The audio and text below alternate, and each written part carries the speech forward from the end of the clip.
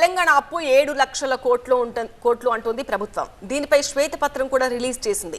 అటు ప్రతిపక్ష బీఆర్ఎస్ మాత్రం తాము చేసిన అప్పులు కేవలం 3,22,000 కోట్లు మాత్రమే అంటోంది. దానికి ఆర్బీఐ లెక్కలను కూడా ఆధారాలుగా చూపిస్తోంది. మరి బీఆర్ఎస్ లెక్కలకు ప్రభుత్వ సమాధానం ఏంటి? డిప్యూటీ సీఎం కమ్ ఆర్థిక మంత్రి భట్టి చెబుతున్న లెక్కలేంటి? తెలంగాణ అప్పులపై కాంగ్రెస్ బీఆర్ఎస్ పార్టీల మధ్య మరోసారి మాటల యుద్ధం మొదలైంది. బీఆర్ఎస్ సర్కారు తెలంగాణను అప్పుల్లో ముంచిందంటూ కాంగ్రెస్ ప్రభుత్వం చేస్తున్నది అబద్ధమని ఆరోపిస్తోంది బీఆర్ఎస్ పార్టీ. ఆర్బీఐ లెక్కల ప్రకారం తమ హయాంలో చేసిన అప్పులు కేవలం 3,22,499 కోట్లు మాత్రమే అని, కాంగ్రెస్ మాత్రం 7 లక్షల కోట్లు అప్పులు చేశారంటూ తప్పుడు ప్రచారం చేస్తోందని మండిపడ్డారు మాజీ మంత్రి హరీష్ రావు. మొత్తం బీఆర్ఎస్ హయాంలో 10 ఏళ్ల పాలనలో ఆర్బీఐ రిపోర్టు ప్రకారం చేసిన అప్పు 3,22,499 కోట్లు. ఇది నా మాట కాదు, ఆర్బీఐ మాట. మరి వీళ్ళు ఏం ప్రచారం చేస్తుండ్రు?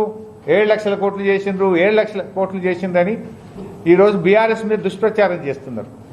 ప్రభుత్వం మాత్రం తెలంగాణ అప్పు 7,11,911 కోట్లని చెప్తోంది.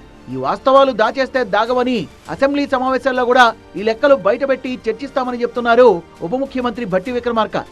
7,11,911 కోట్లు ఉన్నాయి.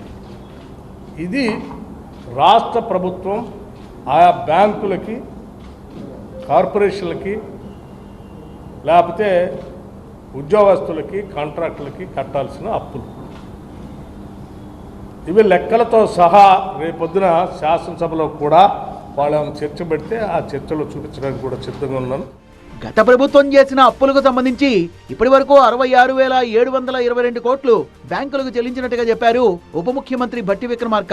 వాళ్ళు దోచుకోవడానికి అప్పులు చేస్తే తాము ప్రజల కష్టాలు తీర్చేందుకు అప్పులు చేస్తున్నామన్నారు. గత ప్రభుత్వం డైట్ ఛార్జీలు పెంచకపోవడం వల్లే సంక్షేమ హాస్టల్స్ లో విద్యార్థులకు నాణ్యమైన ఆహారం అందలేదన్న భట్టి తమ అధికారంలోకి వచ్చాక ఆ సమస్యను పరిష్కరించేందుకు ప్రయత్నిస్తున్నామన్నారు.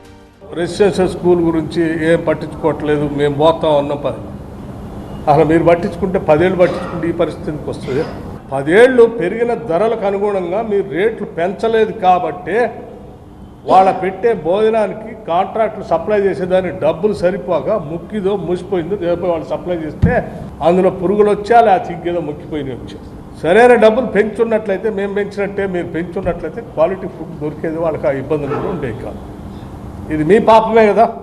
గత ప్రభుత్వం చేసిన రైతు రుణమాఫీ వడ్డీలకే సరిపోయిందన్న భట్టి విక్రమార్క తమ ప్రభుత్వం గత సర్కార్ చేసిన అప్పుల్ని చెల్లిస్తూనే 21,000 కోట్ల రూపాయలతో రుణమాఫీ చేయడం చిన్న విషయమేం కాదన్నారు. 21,000 కోట్ల రూపాయలు 2 లక్షల వరకు రుణమాఫీ చేస్తామని చెప్పినట్టుగా చేశాం. Not 1 rupee 2 rupees, 21,000 crores.